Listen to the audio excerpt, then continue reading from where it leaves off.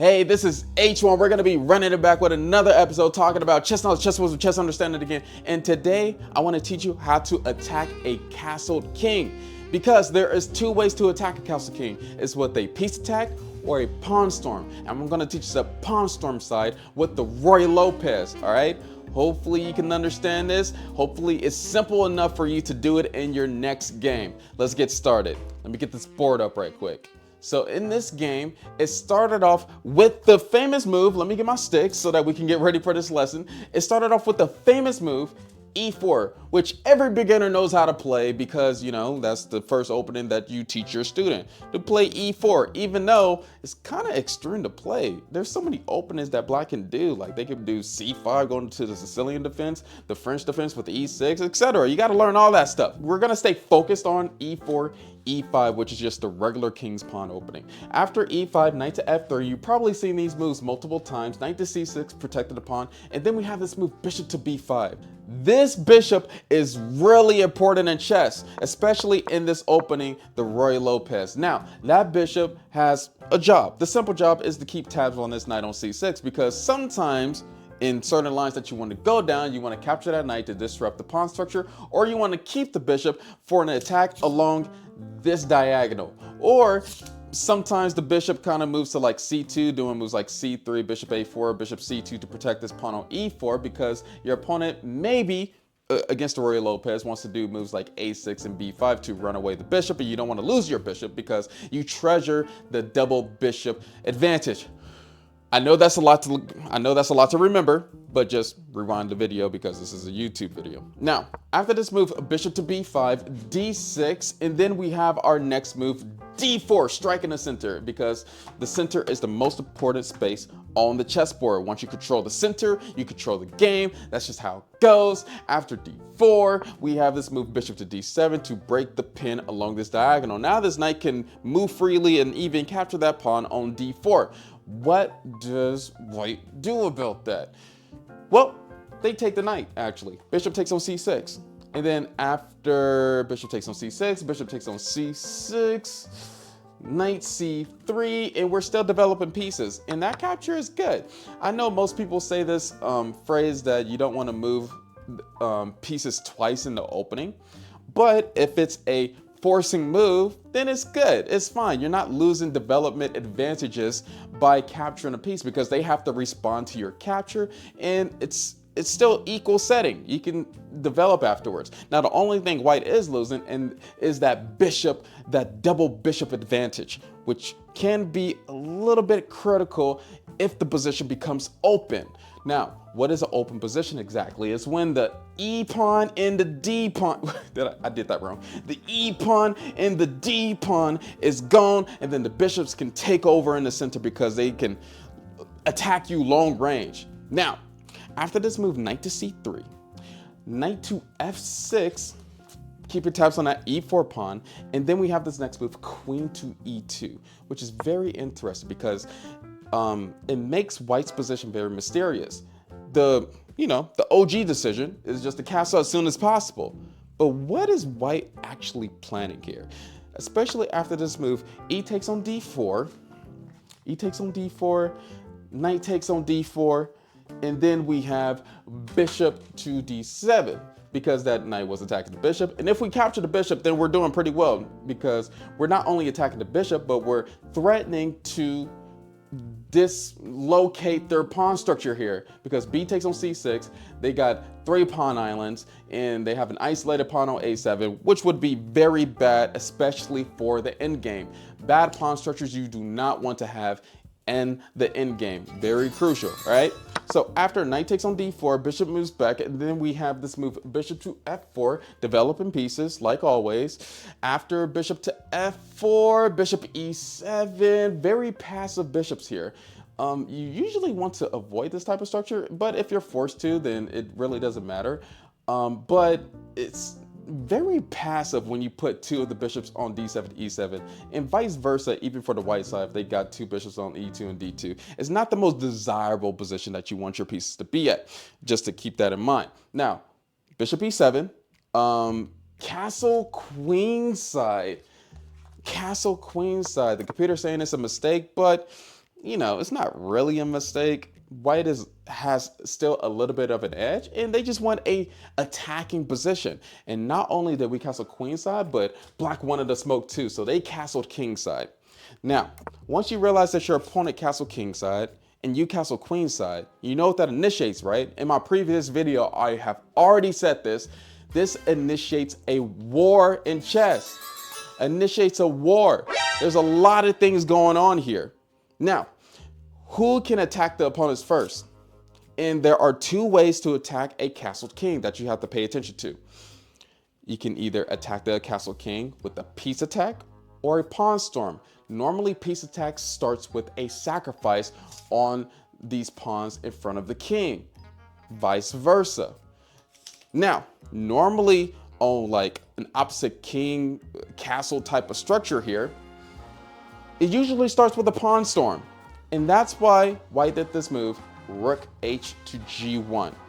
You already know what white is trying to do with rook h to g1.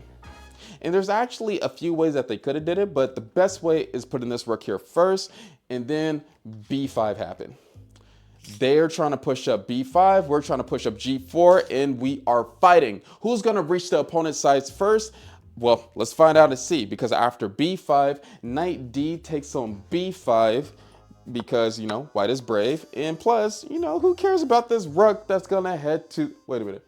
Who cares about this rook that's going to head to that square on b8, attacking a knight, because it's already defended twice. They can do a6 and take care of the b file with the rook, but they need more pieces along the queen side to deliver a successful attack. If you want to deliver a successful attack, a tip that you need to know is that you need 4 to 5 pieces to do so. You need 4 to 5 pieces to deliver one of the best attacks in the world, all right? If it's less than that, then the attack becomes, the probability of the attack being successful diminishes greatly.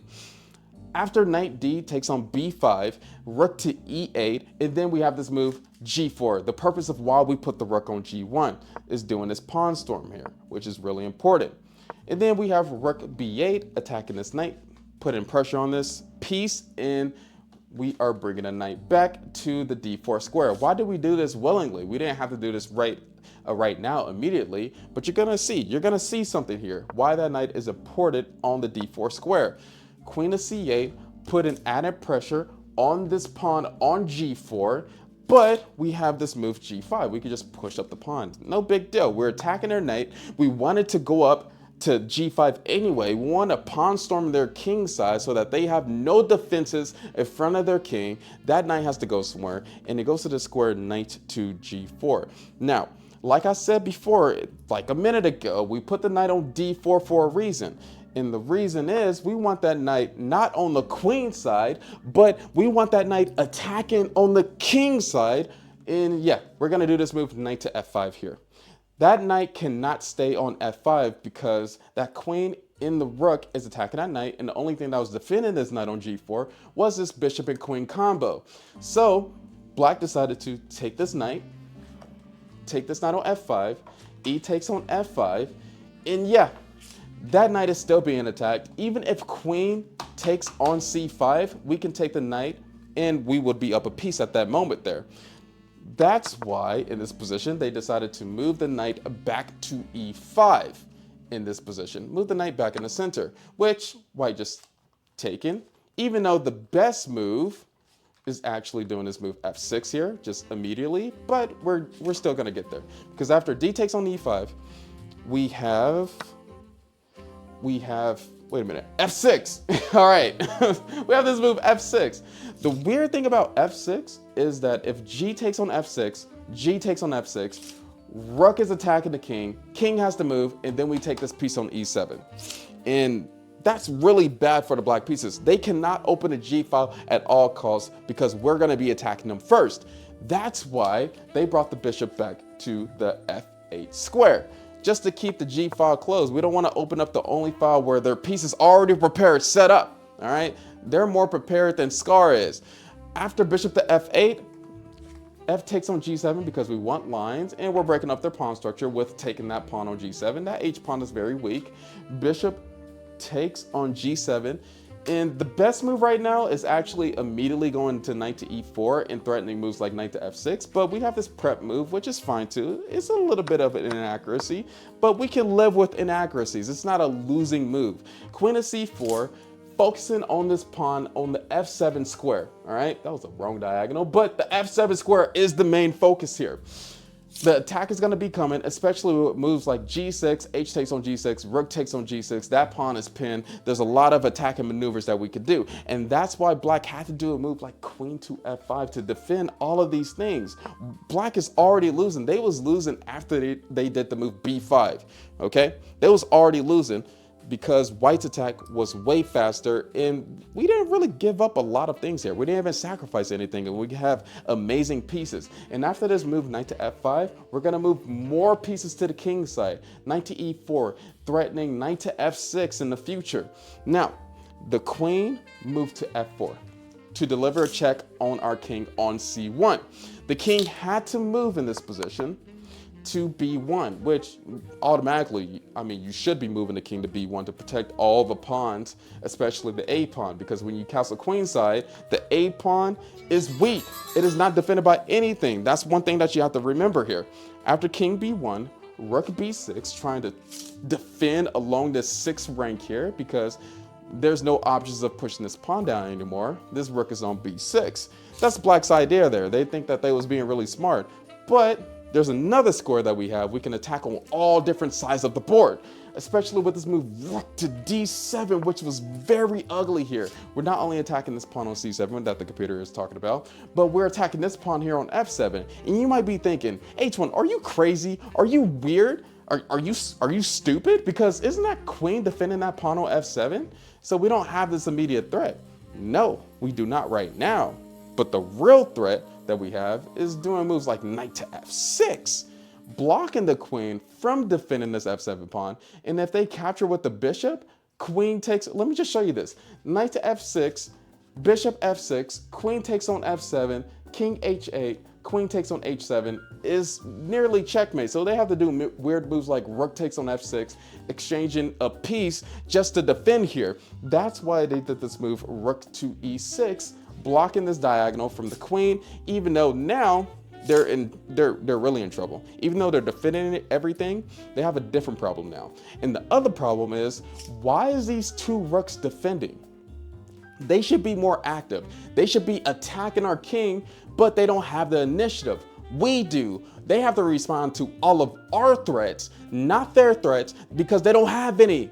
They've been playing very silly moves. Not that, you know, they had a choice because we've been playing great moves, but these rooks is defending. That's 10 points defending, and we're attacking with every single piece that we have. The only active piece that they have here is this queen, because this bishop is defending, but it's being blocked by its own pawn. So you basically can call this bishop on g7 a pawn too. That bishop is worth 1 point. After rook to e6, h4 we can just do without any consequences, because if queen takes on h4, what is the best move here? If queen takes on h4, pause the video if you want to find this move. Pause the video if you want to find this move. I'm going to repeat that. If queen takes on h4, knight to f6, check, king has to move, or if you capture the piece, free queen on h4. They cannot capture that pawn at all. The Hector is free. It's free to roam. And when you're attacking the castle king, that h pawn is very important. Sometimes you just need to push that h pawn to get the king open. After king to h8, because, you know, okay, I can't take the pawn right now because of the check, but after king h8, now I can take the pawn for free. Now we're good because there's no immediate check afterwards. After this move, rook takes on c7, because we just take pawns if our opponent doesn't want to fall for any of our tricks.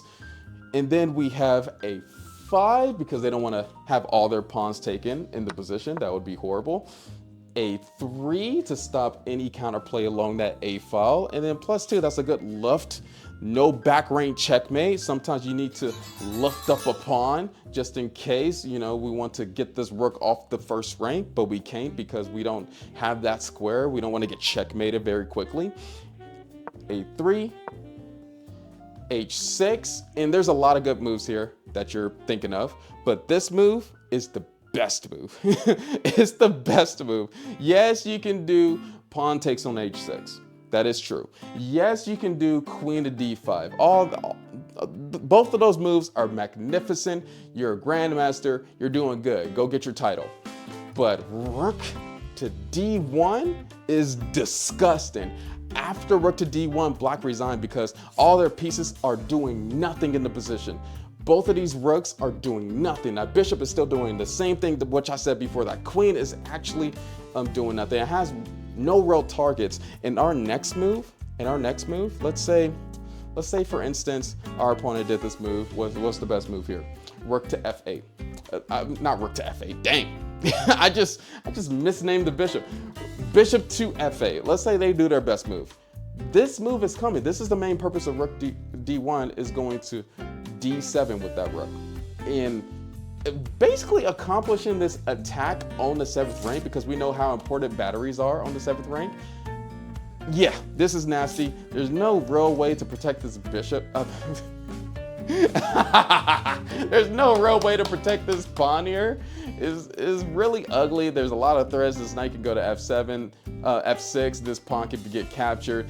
This is disgusting, nasty, and this came out of a Ruy Lopez, which, you know, there's a Berlin defense in the Ruy Lopez. It used to be like a boring opening, but not for this game. This game was exciting. Yes, black had no chance because their rating was 2191 and white's rating was 2720, but they put up a good fight, just not good enough. Anyway, thank you for listening. Keep on fighting to the end. Staying focused in chess and in real life too. Make sure that you like and subscribe, all right? If you want to see more content like this, let me know down below in the comment. Cheer, show your support. We good.